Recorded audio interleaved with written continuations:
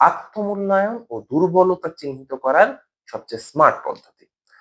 আপনি job solution পড়ছেন। Job solution পড়ার পরে আপনি ধরেন প্রস্তুতিটা আমি কিভাবে নিতাম?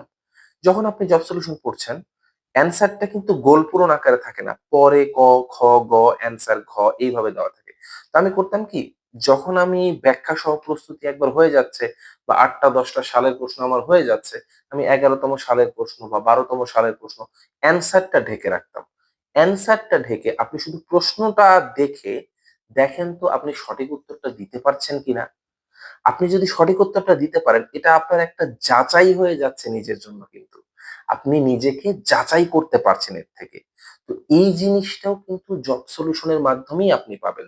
আপনি বোর্ড বইয়ে বা আপনি কোনো গ্রামার বইয়ে বা আপনি কোনো গাইড বইয়ে কিন্তু এইভাবে নিজেকে যাচাই করতে পারবেন না।